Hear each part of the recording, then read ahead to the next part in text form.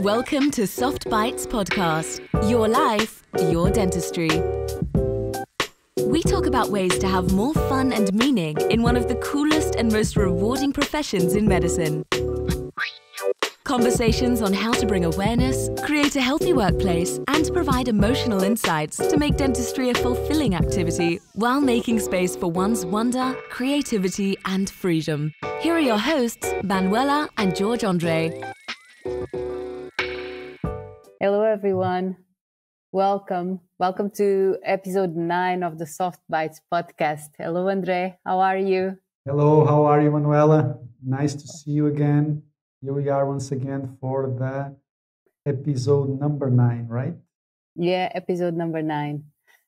And today we're going to talk about how we can still have a life and at the same time being a dedicated dentist. Seems impossible, right? I don't know. I think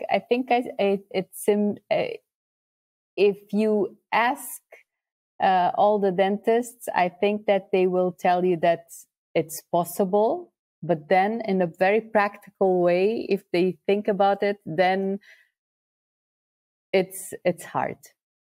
It's hard. Yes. I agree with that. I agree with dentists. We have an underdeveloped capacity of setting boundaries and saying no. I don't know why. I think I know why, because it happens the same with me. I'm not very good at this, managing this balance. But I think it's we do have this underdeveloped capacity of setting boundaries and saying no to staff and to patients. There are several reasons for that, and I'm sure we'll discuss a few of those during the podcast. Yeah. One of the reasons for that, and you just said it. So boundaries is the secret. But one of the reasons for that is the fact that dentists identify themselves with the profession. So if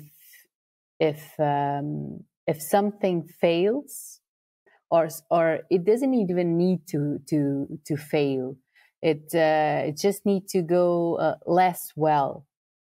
So if 90% of your day goes well, but 10% or a small percentage of your day goes less well, it doesn't even need to be a failure, but goes less well, then that's what you're going to remember in the end of the day. And that's what and you take that less well or that failure in a very personal level, because that's you that's at stake. So I think that this is one of the reasons why it's hard for dentists to disconnect and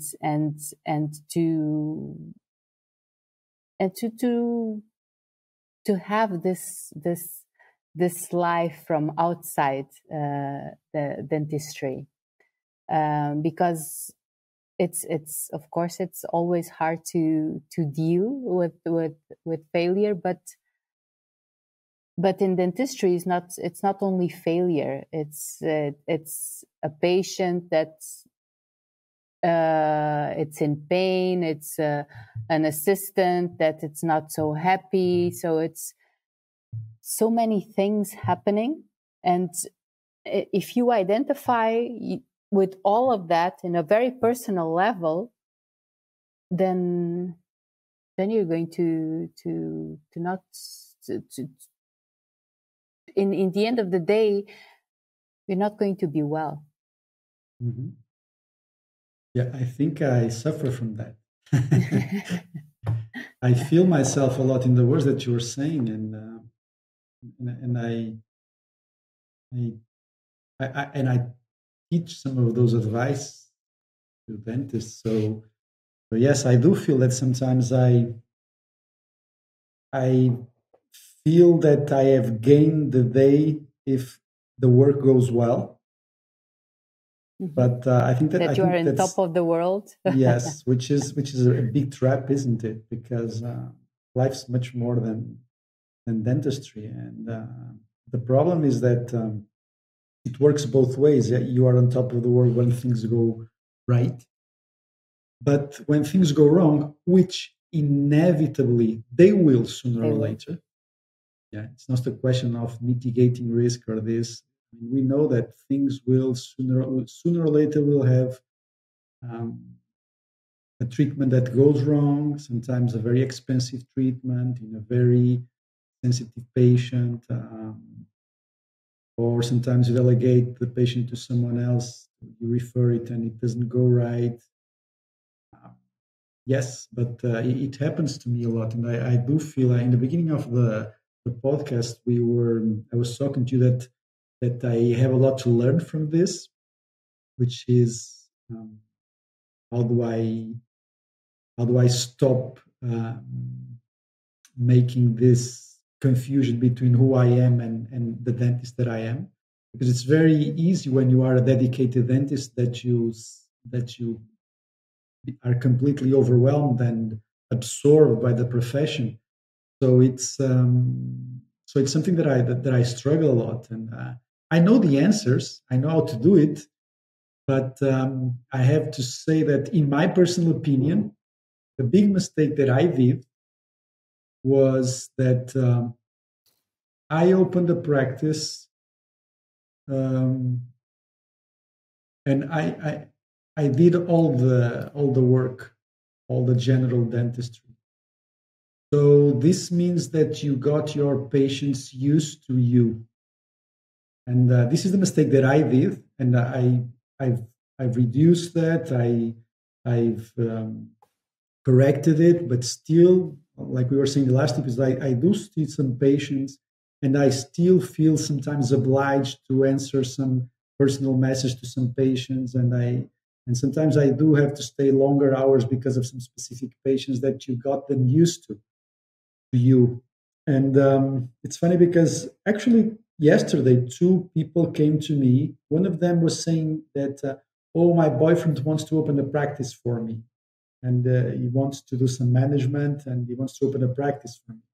That was one. The other one was a girl that she was asking, "Oh, is it the right time to open a practice?" And I was asking her, "So what's your goal?" I says, and I told her, "Look, by what I know you, I think that your goal is to work well. I mean, you gain energy by knowing that you are doing a good technical work." And she says, "Yes." But is it also? Do you also have financial goals? And she said, "No, I want to have more free time. I'm well into my 30s, and I understand by what I read and by what I see that I cannot work with this rhythm for the rest of my life. So I need to have some sort of business that can run for itself, which is the big goal, right?" And that's the big goal. And to both of them, what I told was this: I would make yourself from the start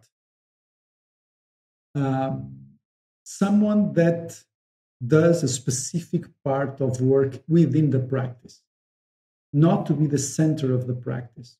So I would advise them, look, if you are going to open a practice, just hire a general dentist as soon as possible. Yes, growth will be slower, right? Because if you do everything by yourself, you will earn more money, right? But you will also have two things. You will get yourself tired quicker, and you'll also make your patients too much used to you, which is something that I can never overemphasize, because this is really a big trap.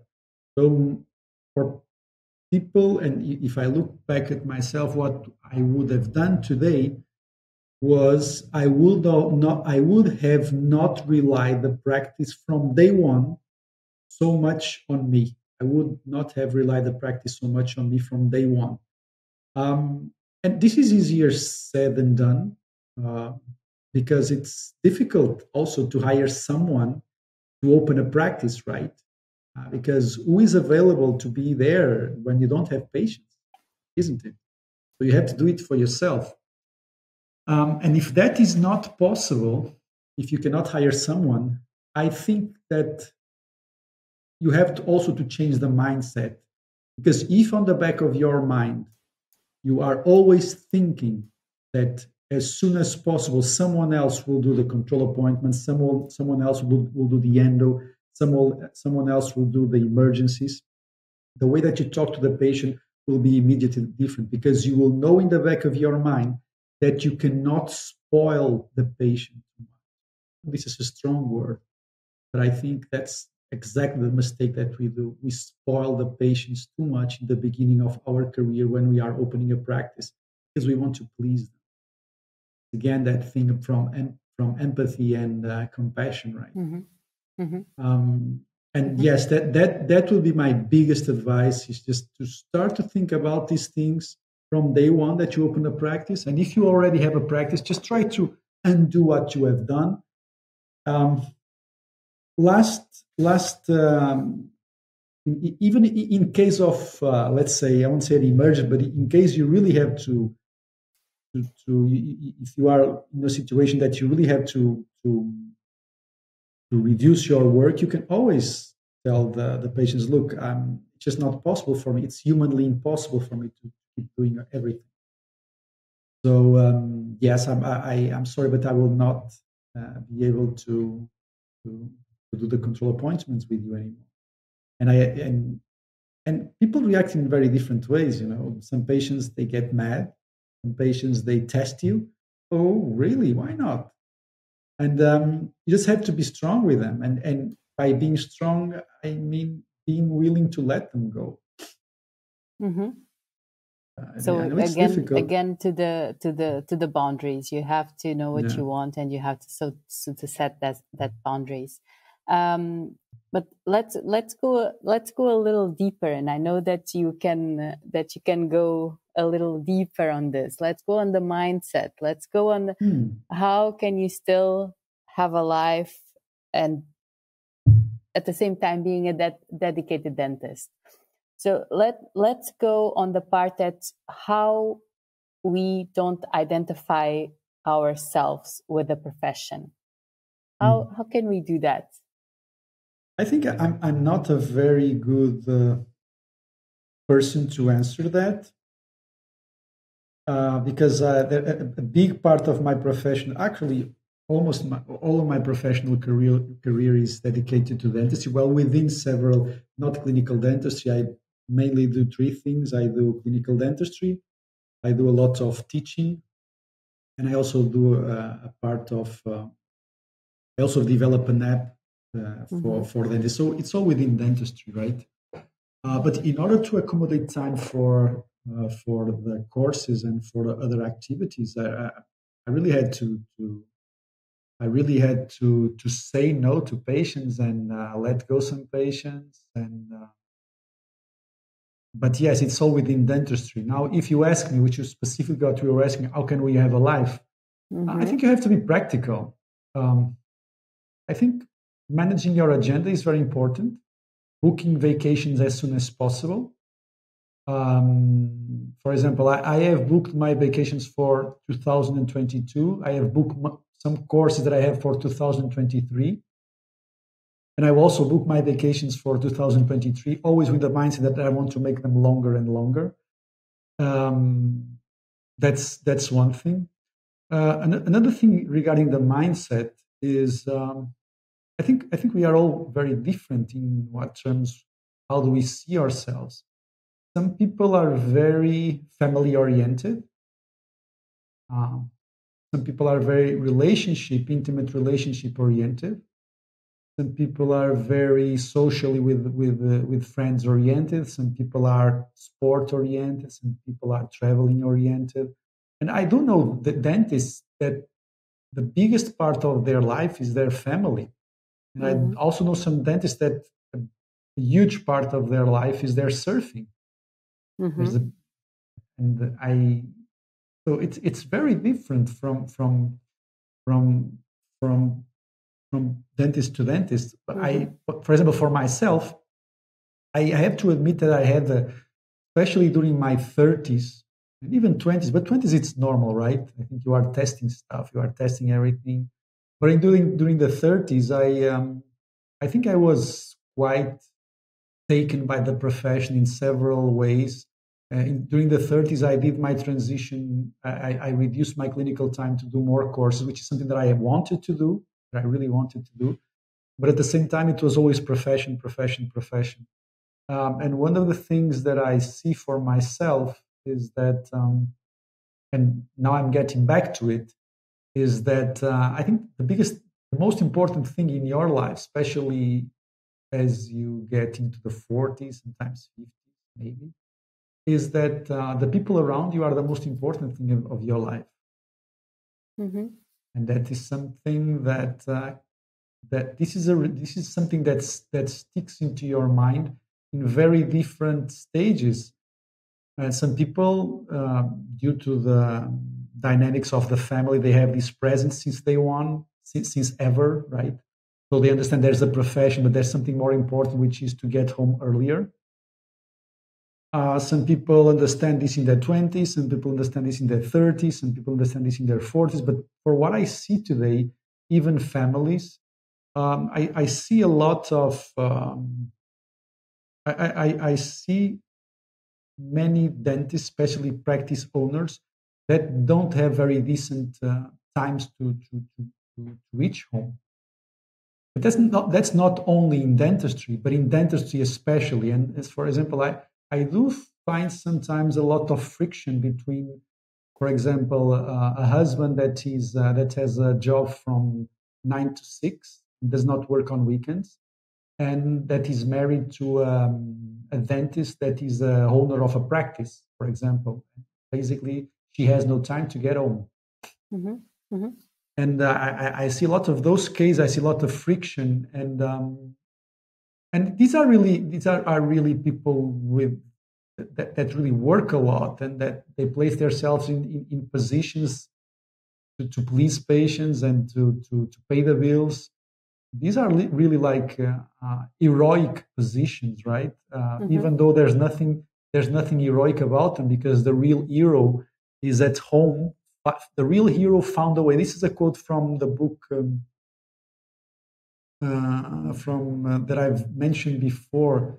Is, I think, Getting Things Done or something like that.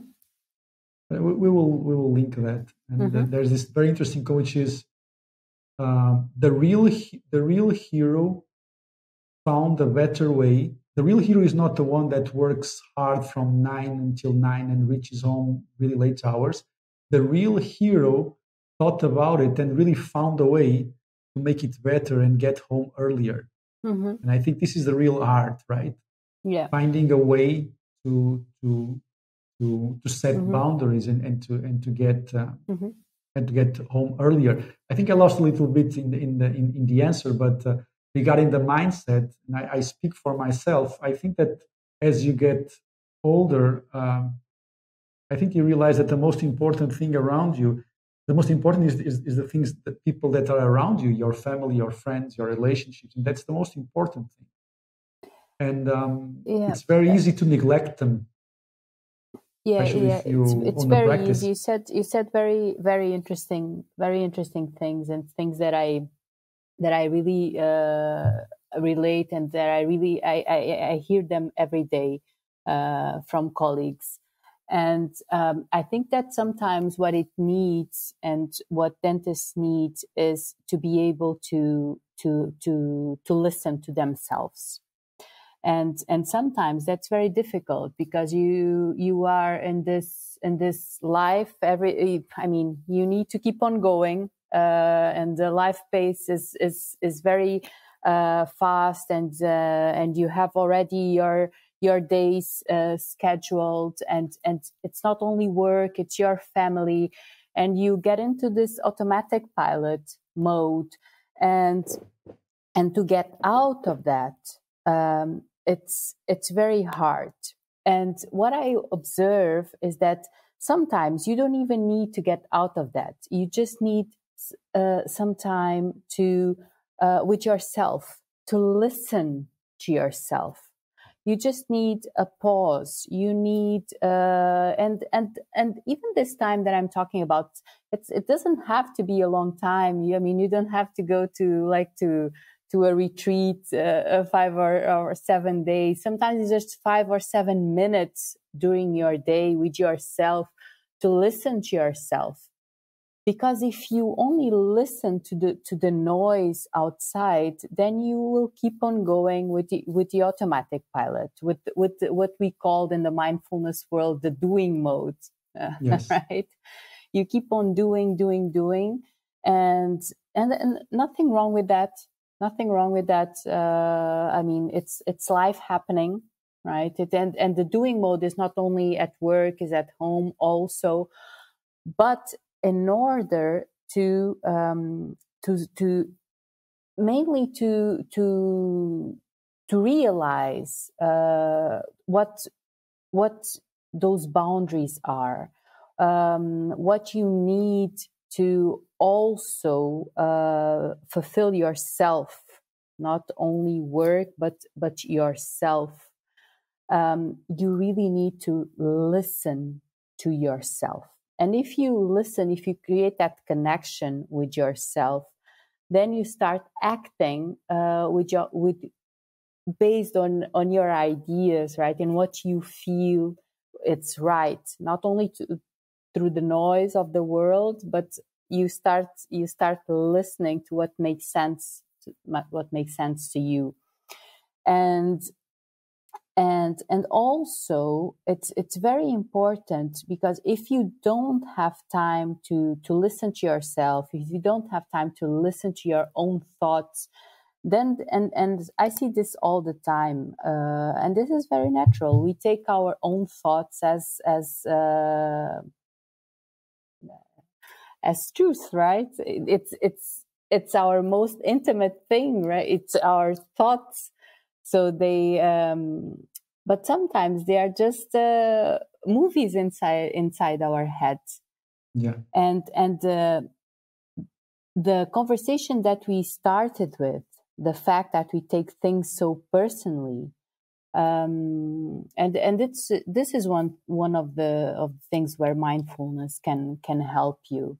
If you start to pay attention to your own thoughts, you will realize that you will start to create this distance, and you start to distinguish what is truth from what is not, and you will start to have this relationship with yourself that will make your life easier.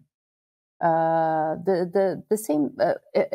I mean, speaking in a practical example from dentistry, let's say if a treatment doesn't go according to plan, or if a treatment fails, you will have, instead of identifying yourself with the failure, you will have the ability to understand that you are not that treatment, and you will have the ability to accept failure and to learn from failure, so that it doesn't happen again in the future.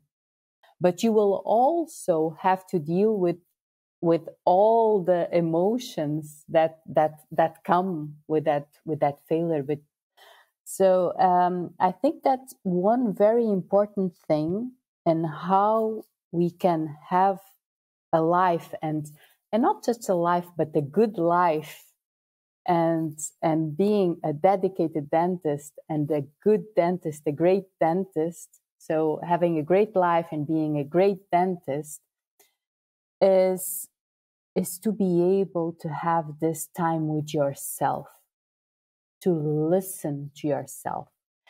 And you can do this by having a meditation practice, and you can do this by having a sports activity, And you can do this by being in nature, and you can do this by surfing, just like you said. And that's why so many dentists have sports activity, surfing, with windsurfing, running, whatever. But sports is a kind of meditation, Of course. right? It is. You are with yourself. You are in this with your senses. You are experiencing yourself. But I think this is a big part of it, is being able to be with yourself, being able to listen to yourself. Because how can you set boundaries if you don't know what really serves you? And for me, it's the only way. Because even if you say, okay, I want more time to my family, and I have to be home at 6 every day. Mm-hmm. But then all your actions don't match that will that you have. Yeah. Then all you get is frustration. Frustration. So if you really listen to yourself and you connect with yourself and you understand why you need that time, and you can make a plan, even doesn't have to be a big thing, but just a mental plan of small actions to take to achieve that goal, then and I see it every day. I guarantee that you will get home at 6 o'clock every day, and you will be easier because you will not focus on the negativity. So on the things that you have to say no to, because you will have, like we said on the other episode, it's not easy. Change is never easy. You're going to have to say no to a lot of things. Emotionally, you will feel that. But you will know why you are doing it for. And you will focus on the other part, on the goal, things that you are saying yes to. Yes, that's very interesting.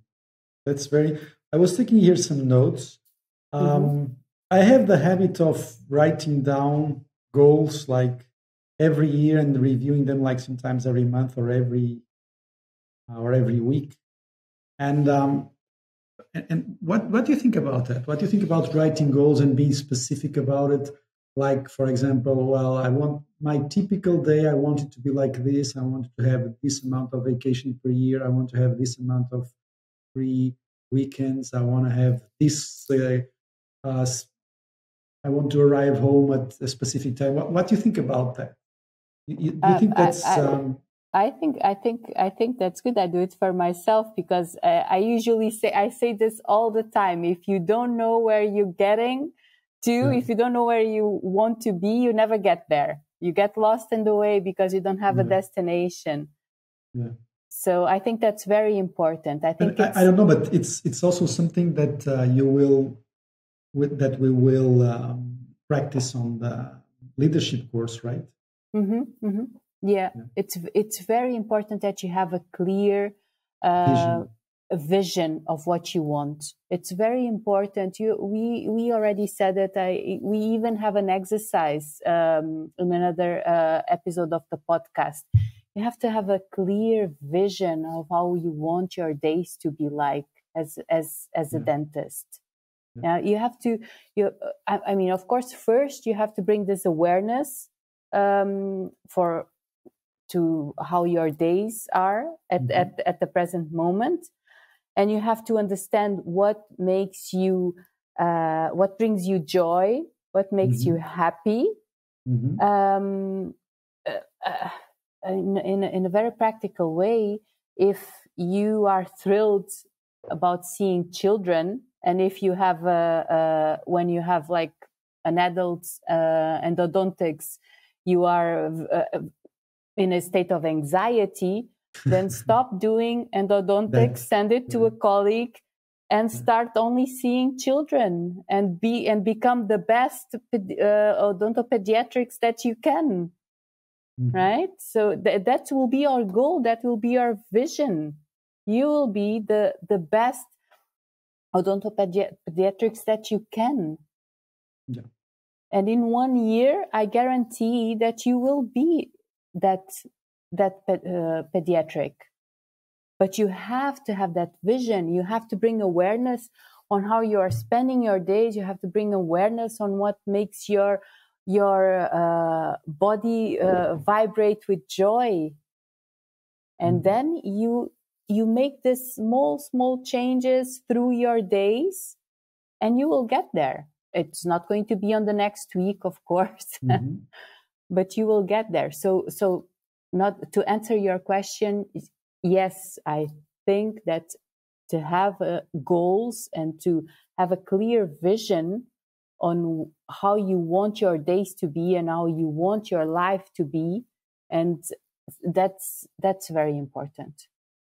Yeah, I think that for the dentists that are listening to us, some of them may be thinking yes, but it's so difficult today to say no to patients for a variety of reasons. One of the reasons that I was taking some notes here is that the fear of financially we place ourselves in a vulnerable position, right? So, like your example, okay, so I'm not only going to see children, okay? We have to think about the change that you are about to do. So if you own a practice, okay, you have more control. Let's make a smooth transition. Let's have a positive communication with patients. These are my goals. I have it written down. So I have to follow this path, and I'm going to develop a strategy together with the team and the dental nurses on how we should talk to the patients and tell them, look, Dr. André is not going to do any more endo. He's just going to do this. He's specializing in that. What is the strategy? That's number one. But that may be financially scary, right? And especially in a country like, for example, Portugal, where really things, where the price of dentistry is just completely undervalued, and which is like, it is what it is, but it's really something completely impossible also almost to work with. And if you face yourself, this is a question, if you face yourself in a situation there, you know that to reach your goals, to do what you want financially, it will be very difficult, if not impossible, within dentistry or within the country that you are working with or within the practice that you are working with. And here we are talking about radical changes. How does one approach that when he really feels, look, this is not possible in this practice, this is not possible in this country? How do one approaches that, and how do one finds tool to remain conscious throughout the process and to realize that it needs to make some big changes, because that's also a big part of sometimes to be a dedicated dentist and to also have a life. You have to make some radical changes from the situation that you have. In Portugal, this is very typical, because, and for me, this is a question that is particularly close to me, because I spend a lot of time with dentists in their 20s. And it's very frustrating for me sometimes to realize the financial situation that some of them are. This is really a shameful situation for our country. It's just completely, really, really almost unthinkable what some dentists, and not only dentists, but even doctors live here in Portugal. But in some other countries, we have similar situations. I mean, what would be the tools? What would be the emotional tools? What would be the strategy that you would advise to someone that realizes that, well, I need to make some radical changes, which may mean moving out to another town, may mean moving to another country, may mean moving from this practice. What would be the advice that you would give to them? I think that first of all, radical changes have to start with small changes. So step by step. Having a clear vision is very, very important. And then to really be self-aware of your situation, and also to be very self-aware until to understand your limits. Until where do you want to go? Do you want to change countries or not? For example, I came to Belgium when I was already in my 35s, but attention, I had no children, no kids, for example. So makes a big difference, of course. Yeah, of course. So you have to really be self-aware of your situation. And this is why. Sorry to interrupt you. Just this, which is. So it's important to think about these things early in your 20s. Yeah, it's very, very, very important to be aware of what you want yourself, and to be aware. And I mean, because there's nothing wrong, even if you have even if you say, okay, but I don't want kids, but I want to stay in Portugal. I want to stay in my country. It's totally fine. There's nothing wrong with that, because that's your choice. And you are going to make choices based on what you want, what serves you better. So if you know that, then it's going to be easier for you to make choice, and the hard choices that you are talking about. Because even I was talking to a colleague this week, and she works in Belgium, and she's almost she's 30 something, and she's trying already for at least for 2 years to only do orthodontics a year here in Belgium. And she's working now. She managed to work now only 4 days a week.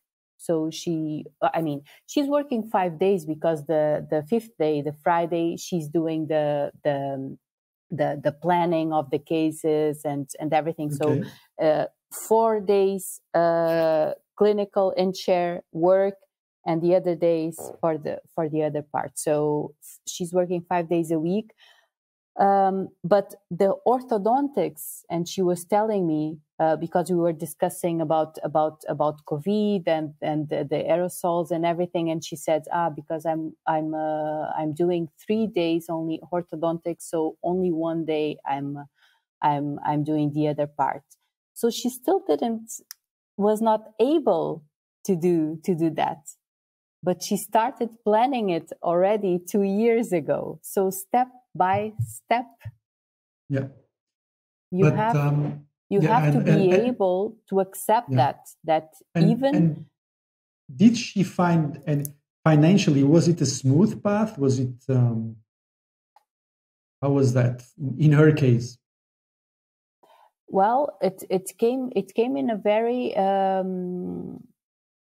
I think it came in a very natural way, because she didn't said from one moment to the other on her practices, look, now I'm just going to do orthodontics. Yes, Right? She said it. Look, I'm taking the course. She already had done one. She was taking a second one. And said, okay, from now on, she started by opening 1 day. It was Wednesdays, because that's when the kids have the day free in the afternoon here. So she started by opening just 1 day for orthodontics. And she said, okay, let's just fill this day with orthodontics, and I'm continuing to do everything else on the other days. And when she had that day full, she opened another day. Yes. And now she has 3 days. Very clever.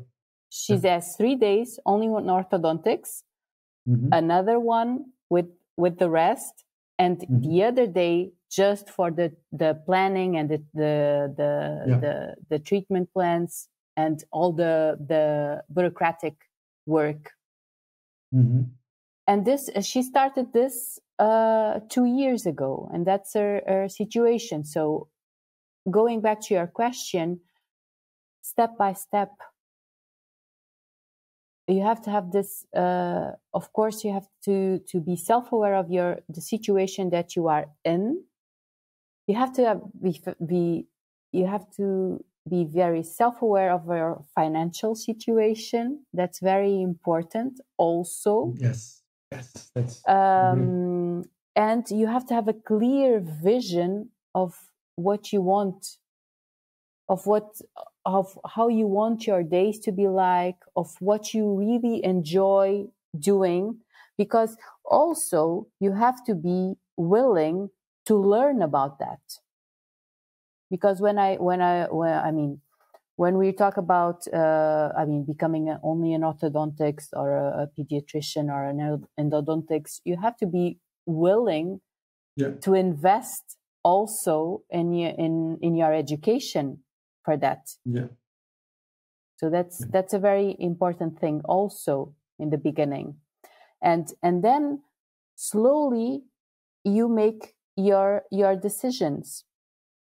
And I totally understand what you say regarding the situation of Portugal, and in the new generations. I know it's very difficult for you to have and to perform the dentistry that you want to perform, and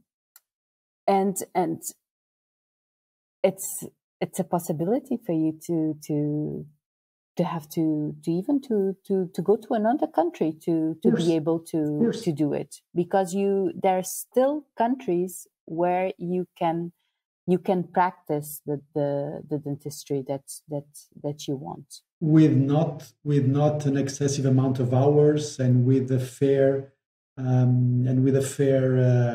financial return. Yeah. Yes. Yeah. And that's why I was at, because this is a reality that I'm very close to. And you said something interesting, which is you have to be financially aware of your situation. And this means that also in these transitions, I think it's very important that you realize that you have to, okay, so I may be financially less stable during a period, but I know this has some specific goal. This has there is a purpose on this. And this is also where saving comes into, you have to think about it, right? Because if you, for example, you have to, okay, I'm going to invest in a postgrad course in orthodontics. Okay, I have to save for that. Mm-hmm. Mm-hmm. Yes, I may need to reduce my drinks at night. I may need to reduce my dinners. I may need to reduce the money that I spent on clothes. All these little things are very important, because I think that you have to be willing to sacrifice a little bit if you want to get something else. And I think it's important that people realize that sometimes they need to make an extra effort. Sometimes it is okay, I'm going to study after work for a few years or for 1 year to do this course. I'm going to not spend as much money. I'm going to reduce my loans. I'm going to reduce the expenses that I have, because I want to get out of my because I don't like the situation. The situation is not meeting the goals that I want to. I don't feel that I am getting the life that I want and the quality of dentistry that I want, which is I don't feel that I am being a dedicated dentistry here. I don't feel happy here. So in order to achieve that, I have to bear the situation for 1 year, 2 years, or whatever, because then I know that something better will come. So you have to be active during that transition, active and not passive. Yeah. But I will also add to that. Yes, you have to be active, but like I was telling you in the beginning, you have to be preventive. And this is something that I cannot overemphasize. People have to know the rules of, in case you have a practice, people have to know the rules of the practice as soon as they get in contact into you. I think that in the first visit, if you want to have a life if you have a practice, they must understand that this is not a one-man show practice.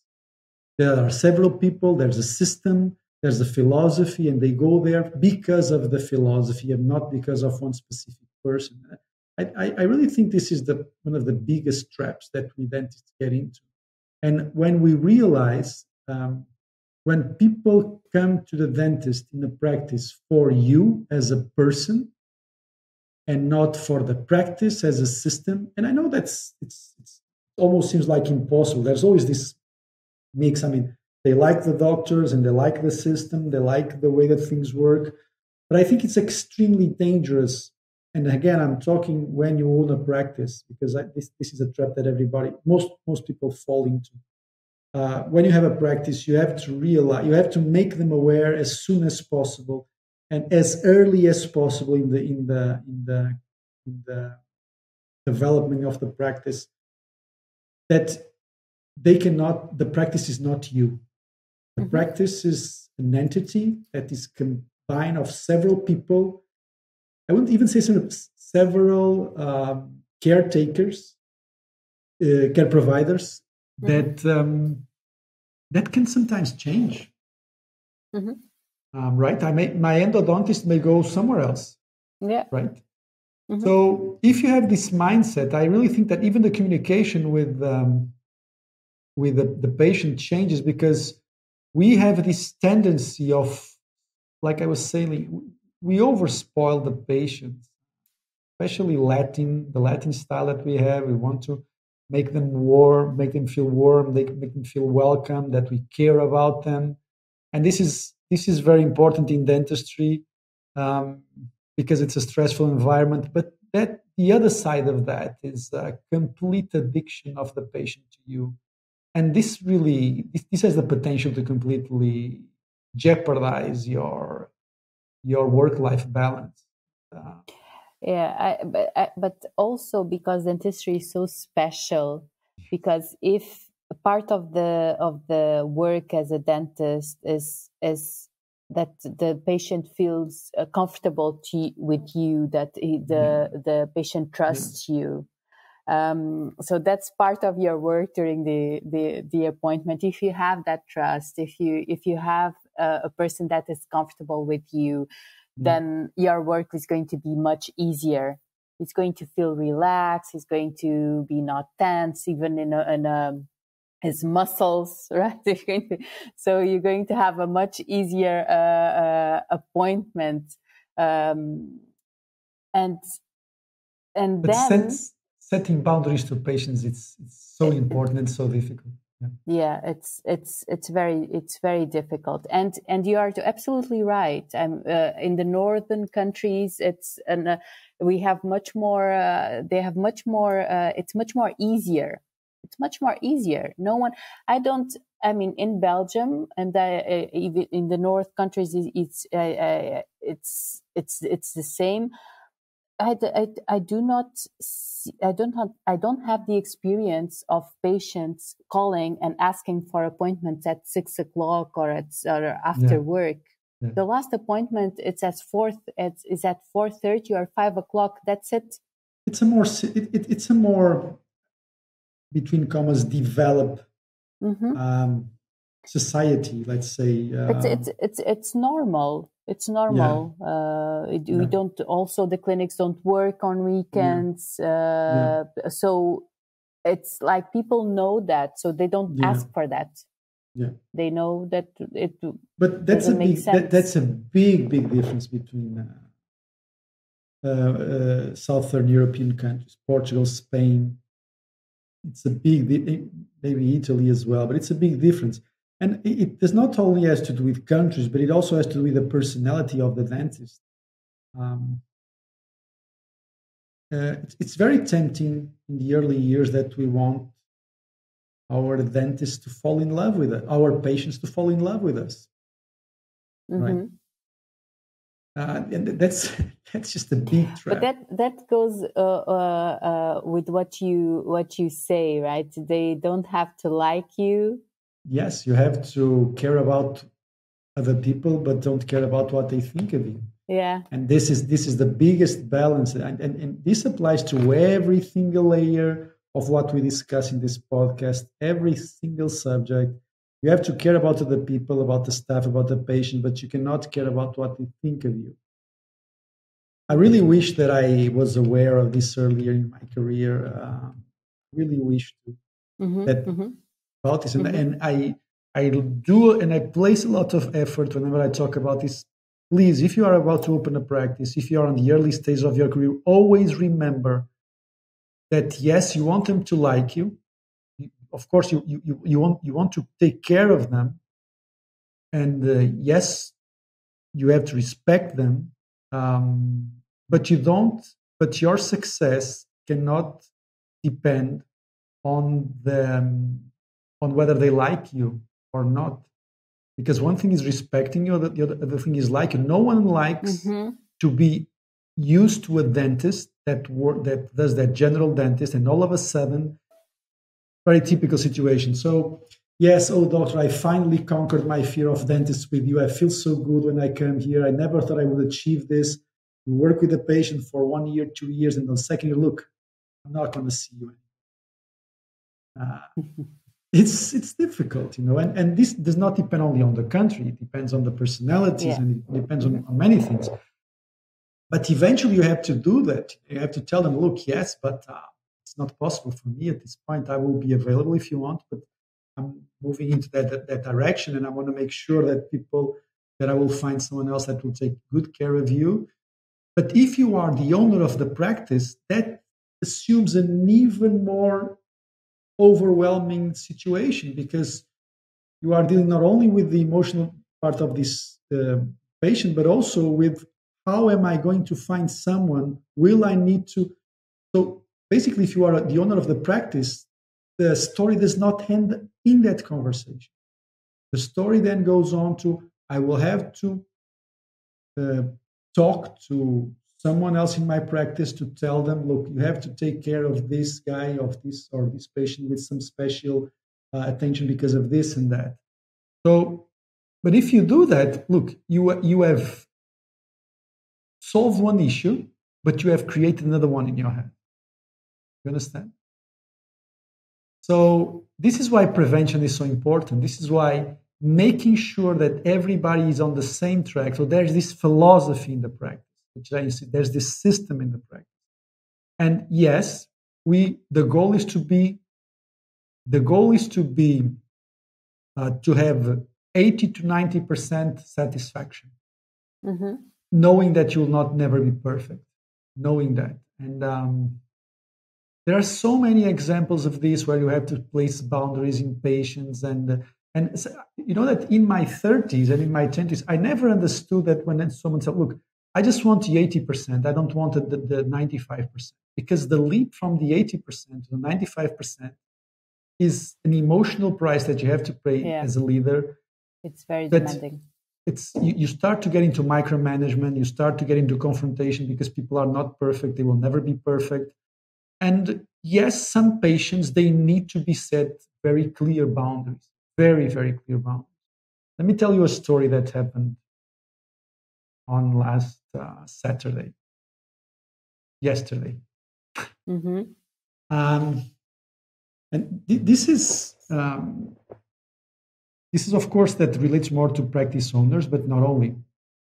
I had this patient that was referred to the practice for me. Someone was doing 4 anterior crowns. The provisionals, they were not bad at all. They were good provisionals. But she came and said, look, I was treating someone else and I wanted to have more triangular shaped teeth. Basically, I want my papilla to grow down.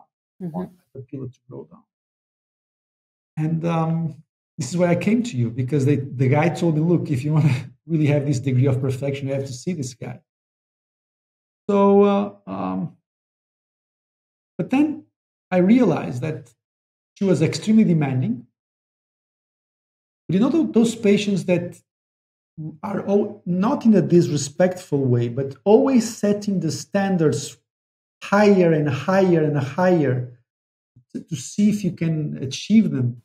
And I'm going to tell you how I deal with that. And it may sound a little bit harsh, but this is the way I do it. And I always told her, look, we will do this. We can get those papilla down. We can get that papilla down.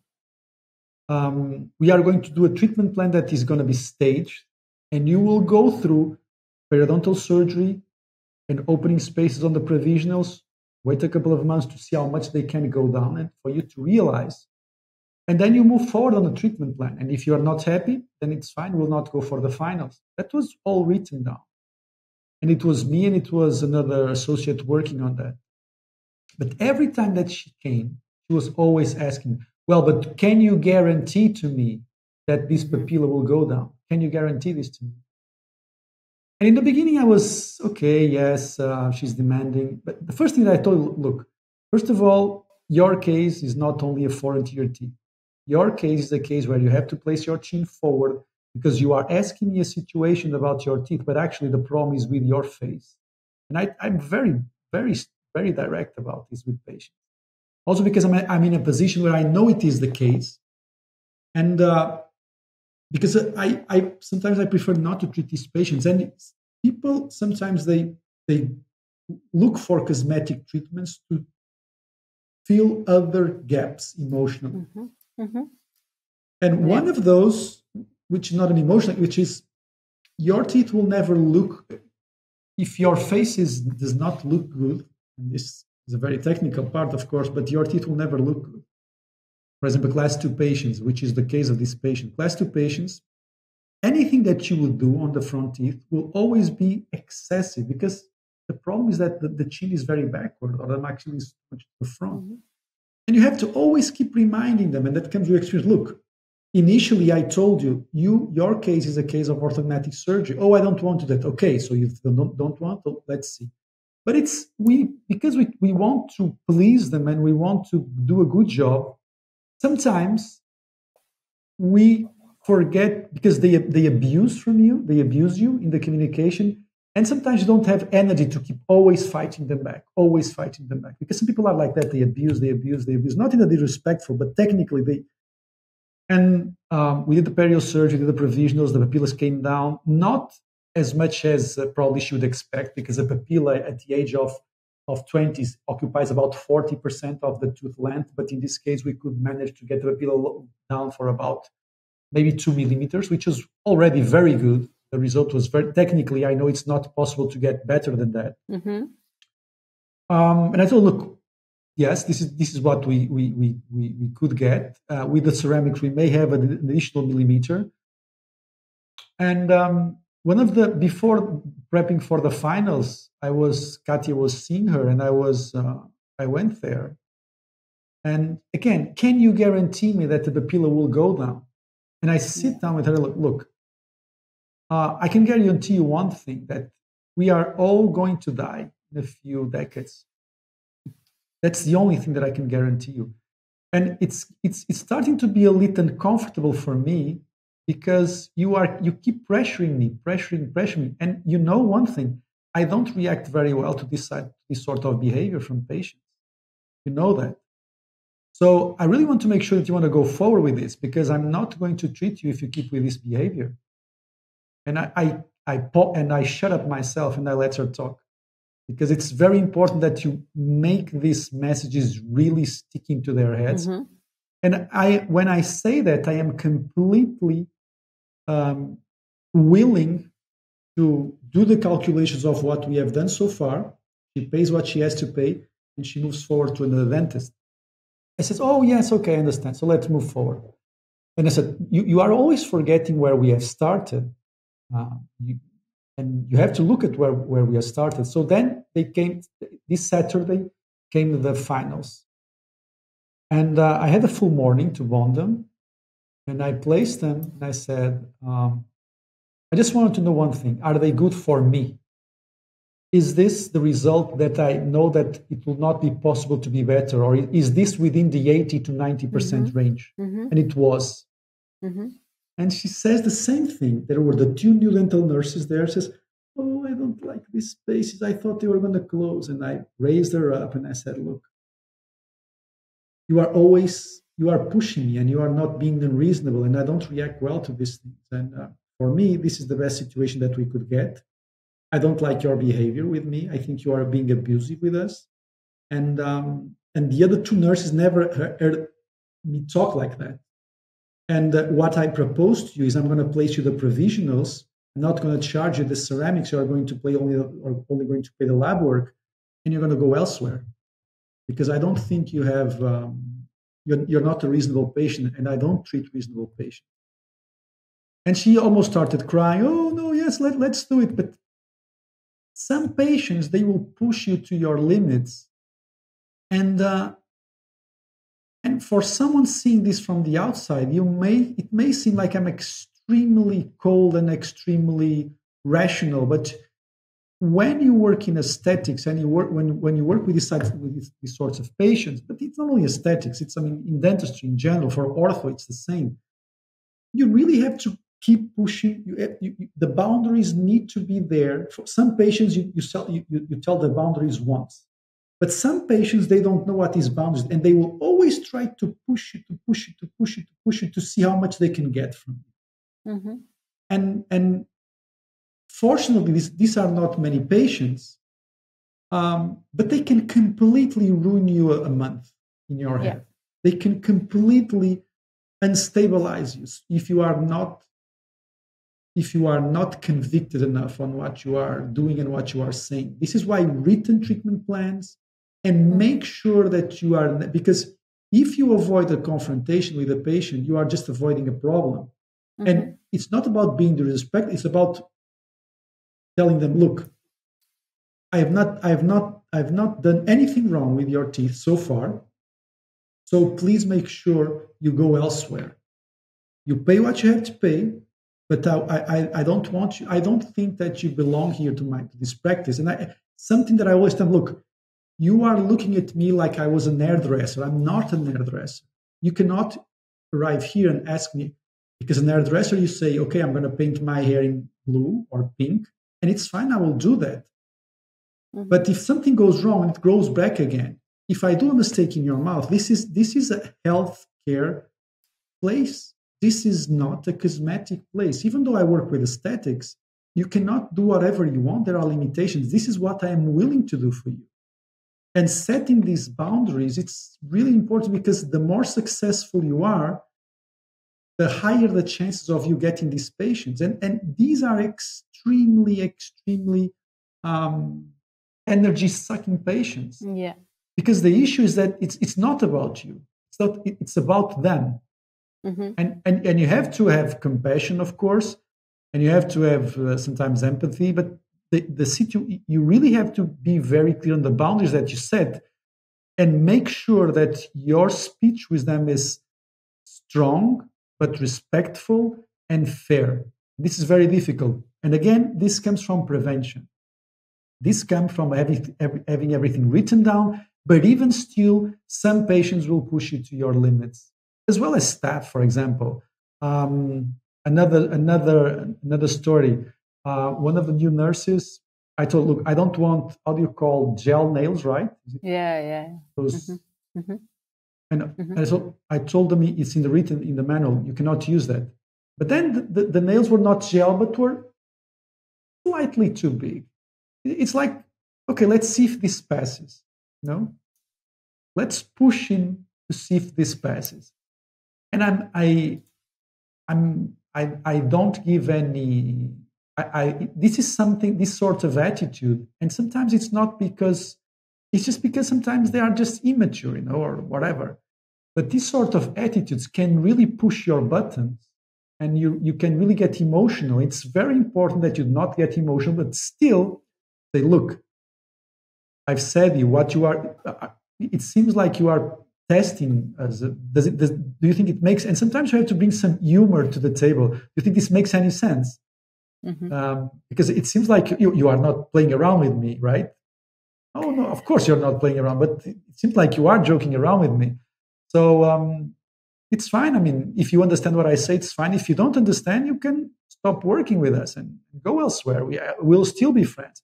But this is a sort of behavior that seems like you are just pushing the limits. And I think it's funny, but it's not funny for me, for example, because you have to be willing to address the situation and leave it there. For example, this lady that I talked to you about the papillas, it stayed there on that Saturday morning. Mm-hmm. It stayed there. But for that to stay there, I need to really look, hey, what your behavior is completely unacceptable in this place. And this is why prevention and systems and writing down your values, know exactly what mm-hmm. kind of institution you are developing. This is very important. Mm-hmm. Because I want even though I work in aesthetics, I want my practice to be health-based, because I don't think you can have peace of mind any other way. If you have your practice based on cosmetic or based on or saying to the patient that everything is easy and everything can be fixed and they can have the smile that they want, which is a very common marketing strategy from dentists today. And I think that's very dangerous when you say to a patient that they can have the smile that they want, because it's not true. It is not true. Health is not cosmetics. Health is not manicure. Health is not hairdressing. And people, patients, they have this confusion in their heads, not only because they look at the dentist something between the barber and the doctor, but also because dentists themselves, they dig traps for themselves. I mean, if you market yourself as that you can do everyone can be perfect with veneers, and then that style also gets inside the practice, and then you start to work. Well, we're going to fix. Don't worry, we will fix it. You will like it. And at the end, they don't like it because we haven't warned them about. Then you are. And for me, that's also because sometimes it's not only about the time that you are in the practice; it's about the problems that you bring home. So you can leave the practice at 5, but what does it matter if it is a complete mess there? You are going to bring the problems at home, and you're going to think about that with unsatisfied patients and so on. So yes, it's also about it's about time, but it's also about mental stability and yes, you can get home earlier, but you want to get home in a healthy way, mentally healthy. That's it. Right? Yeah, that's it. That's exactly it. And you said some very important things. First, and just to make a summary of what you said, I think it's very important, but this comes with the experience, of course. If you just finish, if you are just out of dentistry school, you have to have some practice to be able to gain this experiencing on feeling, because there are some patients that you have to say no to.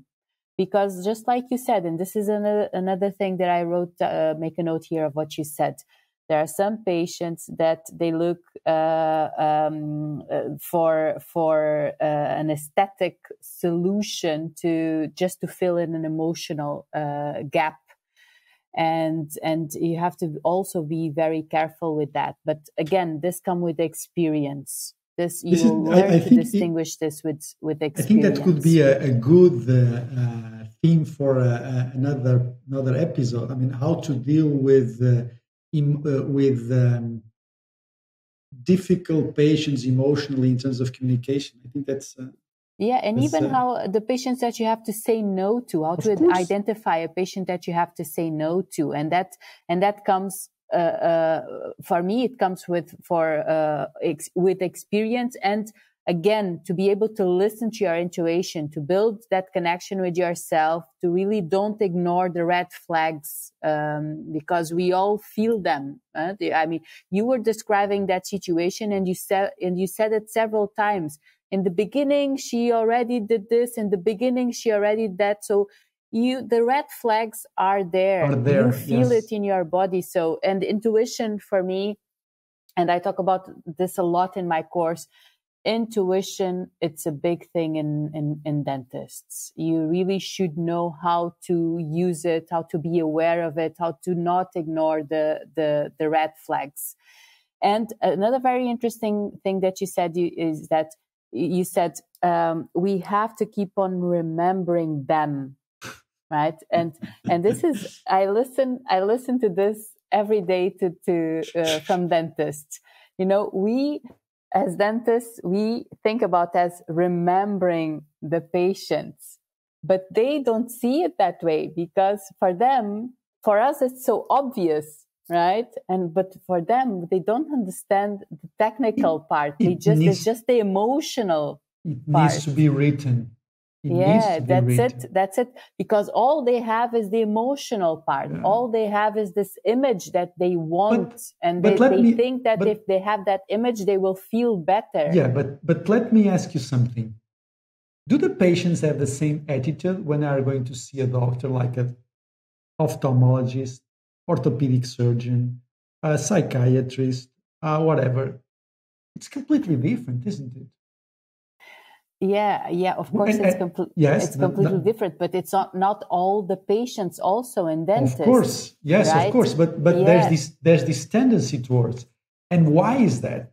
Because what happens is that sometimes dentists get into the profession because they think they will have the same level of, I would say, seriousness and that health environments have. I mean, doctors sometimes, for example, medicine works with limitations, with age limitations, with body limitation, with disease limitation, with genetic limitations. But we as dentists, we tend to forget this, especially when we work in oral rehabilitation and aesthetics. We have this tendency, patients look at us like we are sometimes some sorts of magicians because they see someone else on the TV with a big transformation. And they look at us like, this is possible. And if it's not possible, it's because he's not good enough, right? Mm-hmm. And this is a big source of frustration in dentists. And for me, I also because of the experience that I have, I am completely more, I really want to set a patient for the reality. So this is the reality. This is what I'm dealing with. This is what we are dealing with. This is the price. This is the limitation. This is the time it will take. And it's almost like I am always looking for the red flag. Because if they raise a red flag, I'm completely, we tell them immediately, look, no, you will not be able, we cannot guarantee you that. And for us, yes, it may seem a little bit, the first impact may be a little bit not very pleasant for the patient. I mean, it's not unrespectful, but it's very direct with them, because this is the way that, for complex cases, the way that we establish boundaries. But like you were saying, when you are not experienced enough, you don't see those red flags. You don't prevent those red flags. You need experience for that. You need experience not only to identify those red flags, but mainly to acting accordingly. Because I think that in the beginning, you don't even identify it because you don't have the experience. But then you start identifying it, because you want to please. We already talked about, because you want to work and you want to please and you want to be liked. Then you identify, but you still say yes, but you keep on remembering them. Yes. And you always have but I told her, I told him. But experience brings you what you just said, to act in an assertive way and to say, look, I'm sorry, I cannot help you. What you are asking, it's out of reach for me. So please go elsewhere and find help elsewhere. And then you can go home and you can disconnect and you can, because just like you said, I mean, how can you still have a life. And again, I say this is very important, a great life, not just a life, a great life. And at the same time, being a dedicated dentist is by when you close the door at the clinic that you feel at peace. Yes. Because if you close the door at the clinic, even if it's at 5 o'clock in the evening, Yes. even if you just work 4 days a week, yes, imagine you work 4 days a week in a chair, and you go you have a last appointment at 4:30 in the afternoon, and you are home at 5 o'clock every day, and you pick up your kids at school, etc.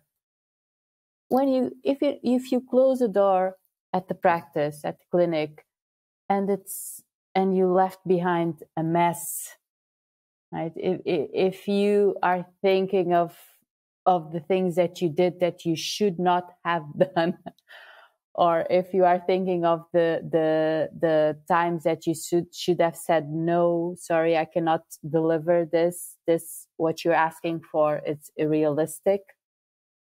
Either is from patients or from assistants pushing, right? The rope, as you were saying, with situations that are not right, then you will not be able to neither to disconnect and neither to have that great life. So I think that it's very important. The first thing, of course, you have to set boundaries. That's a big step, and the boundaries will allow you to one day just work the 4 days in chair, and the last appointment to be at 4:30. But then you need to be very assertive. You need to be very self-aware. You need to be very, very aware of the red flags. You need to be very assertive on your behavior and your clinical behavior, so that you don't leave your day in a total mess. So that you can, when you close the door in the practice, you feel at peace. You feel that you've done your best, that you acted according to your values, that you practice the dentistry that you believe in, and that way you can go home and have peace of mind. Otherwise, it doesn't matter how much time you spend at home, or it doesn't matter how much time you have to serve. Because your head will not be clean. Your head will be elsewhere. Your head will be elsewhere. You're going to bed and you will fall asleep thinking of what's expecting you, or what you just been through during the day, and you will wake up thinking of that. And I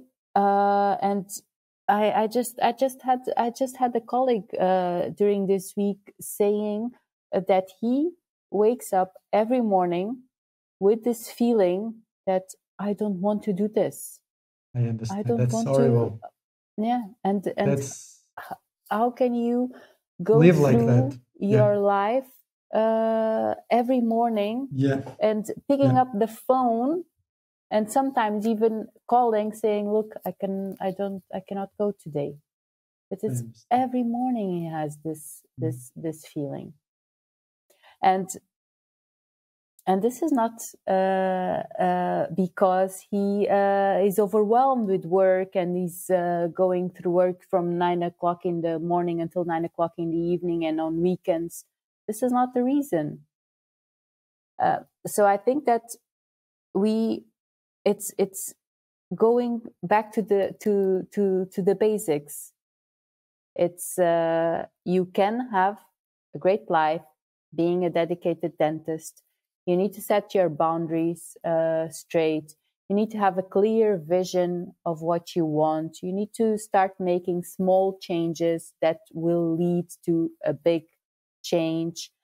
And you need to be very self-aware. You need to be also have time to listen to yourself, to be with yourself, to disconnect from the noise from outside. Otherwise, you just do your actions will match just the noise from outside, but your actions have to match your inside, what you really want.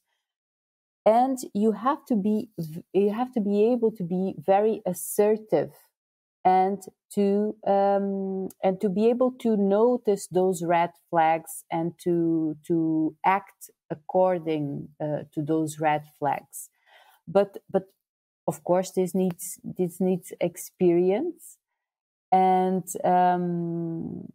this needs also the ability to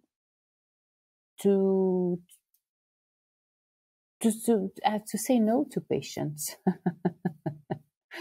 To say no to patients, and to be able to differentiate those patients to whom you say no to. I know a colleague that has like a list of patients that he doesn't. For example, patients that come and all they talk about is everything that other dentists. So talking badly about other dentists' works, right? So yes, okay, for this ones, I know I have this speech, prepared. Yes. So, and experience gives you that. I have a few that I have said no. I have quite a few that has whenever I feel they look at me as a shop or a hairdresser, or they don't understand that they cannot do whatever they want, I dismiss them, and I'm very. I turn the page very easily with them. It's fine. I don't have. I don't sleep bad because of that. It worries me much more the well-being. One of the things that worries me the most, of course, the future always worries, but the things that keep me more, that take the sleep out of me, are usually when the staff is not aligned or is not happy. That's usually the things that, because with patients, I think that with experience, you really have to understand, say, no, I'm sorry, I cannot see. I don't think we are a good match. It's fine.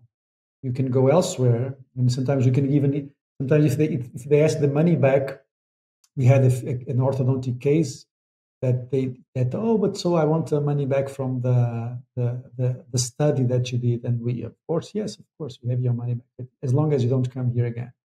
And we are that's something that we do easily. Let me just go back to one thing that you said, because we're already very long on time. But you said, of course, the future always worries. And this is something that I propose to the dentists that I work with when they do the mindfulness course with me. I always, and you're right, the future always worries. And I always say, okay, are you enjoying the journey? So that should worry you if you're not enjoying the journey. So let's focus on that, and that's what I propose with my 8 weeks courses. My proposal to you is to make you enjoy the journey, because yes, the future will always worry you. That's a wonderful end to. That's a wonderful way to end this episode. But let's focus on enjoying the journey, and I think that's a very good thing for dentists to practice on their days, to enjoy their days, and yeah, to have a great life. To have a great life, and to being a great dentist. It's something that are very complementary. You cannot, because I think and you agree with me, we are not proposing that one thing it's completely disconnected from the other. You cannot. It's not possible. You said it. Yeah, it's impossible. You said it in the beginning. I cannot disconnect my life from my practice. We cannot. I cannot also. So it's not about disconnecting. It's not about having a great life and on the other part being a dedicated dentist. It's to join them together. It's to have a great life and being a great dentist. And I'm sure that maybe some of the colleagues that listen to the podcast, maybe they were expecting for us to talk about do this after you stop your day, you for having a great life, do this, do that. But no, I think that for if you are a dentist, if you want to have a great life, your dentistry practice should be at peace. So you should work on that. You should work on having a dentistry that you believe in, a dentistry that you can practice feeling that you are giving your best. Best, yeah. Yeah, so that when you close the door at the clinic, you are at peace, and then you can go to your family, you can go to your surf, you can go to do the things that you enjoy. But every morning you also wake up feeling happy that you are going to your practice. Yeah, that's a wonderful way to end this episode. Yeah, to focus on the present, focus on the day, and not much on the next year, on the future. Okay, thank you everyone for listening, and again remembering that we are going to talk about all of this and to teach all of this, how you can have all of this in our conscience leadership course for dentists in 3, 4, and 5 of March in Portugal, in Sagres. If you want to know more information, just go to softbites.online.